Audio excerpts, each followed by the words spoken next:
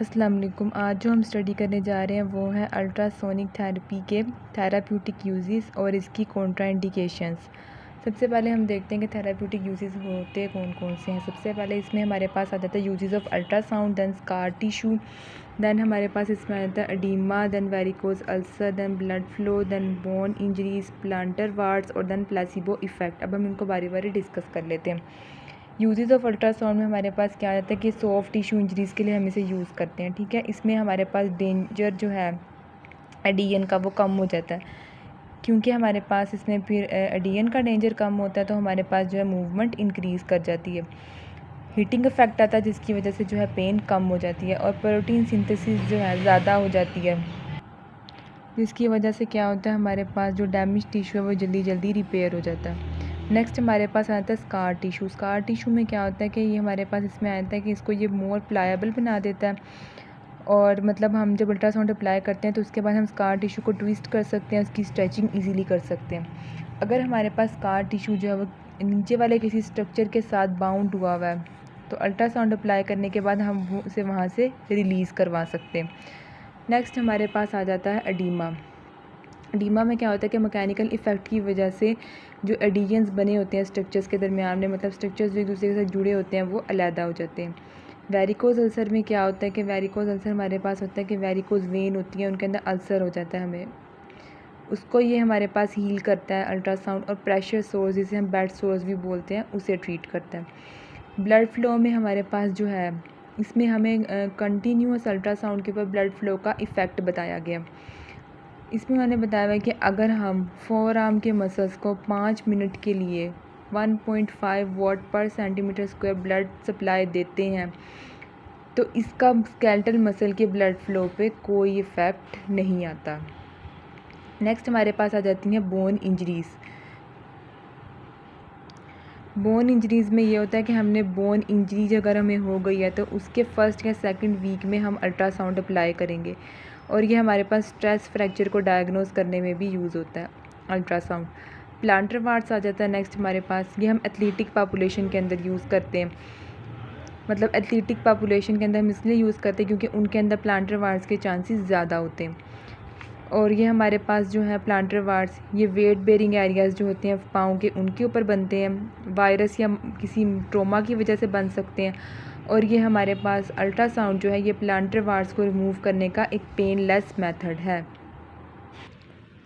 Next last हमारे पास therapeutic use रह गया, वो है प्लेसिबो इफ़ेक्ट। प्लेसिबो इफ़ेक्ट हमारे पास हमें मेडिकेशंस में भी देखने को मिलता है। कैसे हम इसके ऊपर ना प्लेसिबो इफ़ेक्ट को यूज़ करते हुए पेशेंट की साइकोलॉजिकल इफ़ेक्ट देखते हैं। जैसे हम पेशेंट को खाली कैप्सूल दे देते हैं, उसके अंदर मेडिसिन नहीं होती, लेकिन पेशेंट कहता है कि उसका जो दर्द है वो ठीक हो गया।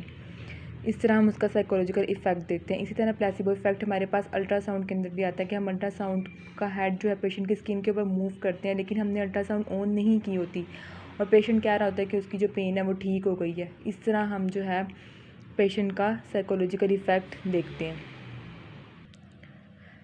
नेक्स्ट हमारे पास आ जाती हैं अल्ट्रासोनिक थेरेपी की कॉन्ट्राइंडिकेशंस। कॉन्ट्राइंडिकेशंस में सबसे पहले हमारे पास आ जाती हैं वैस्कुलर कंडीशंस। वैस्कुलर कंडीशंस में हमारे पास एक टर्म है थ्रोम्बोफिलीबाइटिस। थ्रोम्बोफिलीबाइटिस के अंदर हमारे पास क्या होता है,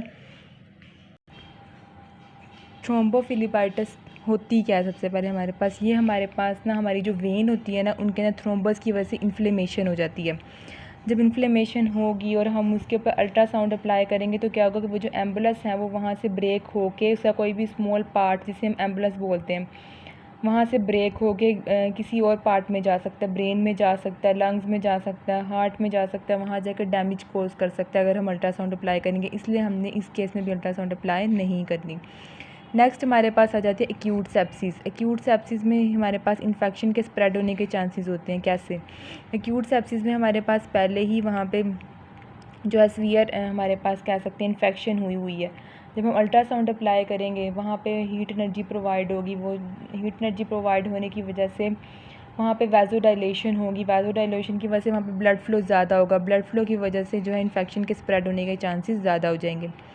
नेक्स्ट आ जाता है हमारे पास रेडियोथेरेपी। रेडियोथेरेपी के अंदर हमारे पास डीवाइटलाइजिंग इफेक्ट आ रहा होता है। डीवाइटलाइजिंग इफेक्ट हमारे पास क्या होता है, रेडियोथेरेपी जो है हम कैंसर सेल्स को जो है ख़त्म करने के लिए, डिस्ट्रॉय करने के लिए यूज़ करते हैं, लेकिन कैंसर सेल्स के साथ साथ कुछ नॉर्मल सेल्स भी डिस्ट्रॉय हो जाते हैं साथ में।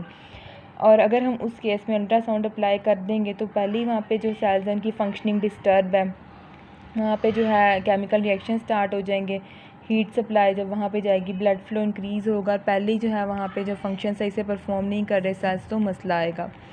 नेक्स्ट हमारे पास आ जाता है कि हम रेडियोथेरेपी जब हमने कर लिया उसके बाद हम 6 मंथ्स के बाद अल्ट्रासाउंड को अप्लाई कर सकते हैं। नेक्स्ट हमारे पास आ जाते हैं ट्यूमर्स की भी इस तरह स्प्रेड होने के चांसेस होते हैं जब हम अल्ट्रासाउंड अप्लाई करते हैं। प्रेगनेंसी में हमने अल्ट्रासाउंड क्यों नहीं अप्लाई करनी, क्योंकि फीटस को डैमेज हो सकता है, और जो प्रेग्नेंट फीमेल है उसके हमने बैक और एब्डोमेन पे अल्ट्रासाउंड बिल्कुल यूज़ नहीं करनी।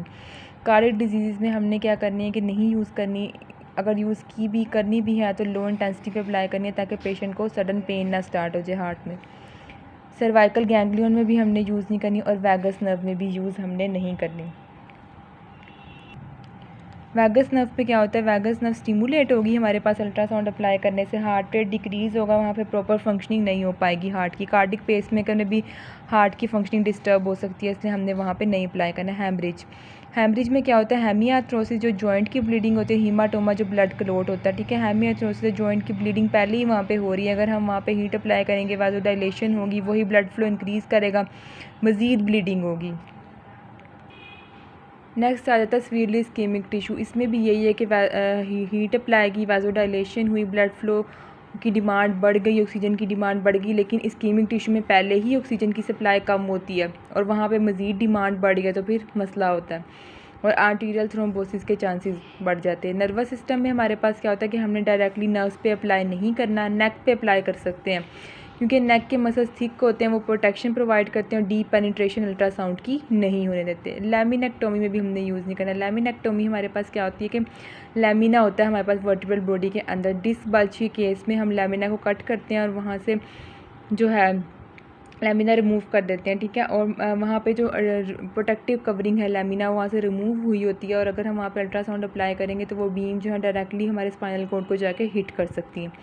स्पेशलाइज्ड टिशू नेक्स्ट आ जाता है, इसमें हमारे पास कुछ स्पेशल टिशू होते हैं, गुनैड, ओवरीज, टेस्टिस वगैरह, इनका बॉडी टेम्परेचर जो है वो हमारे मतलब नॉर्मल बॉडी टेम्परेचर से इनका टेम्परेचर हमारे पास डिफरेंट होता है, इसलिए हमने यहाँ पे भी जो है अप्लाई नहीं करना, डैमेज कॉज कर सकते हैं स्ट्रक्चर्स को। नेक्स्ट हमारे पास आ जाते हैं fluid field I. Fluid field I के अंदर हमारे पास जो अल्ट्रासोनिक की बीम है वो रिफ्लेक्ट बैक होती है, वहाँ पे रेटिना हमारा डैमेज हो सकता है।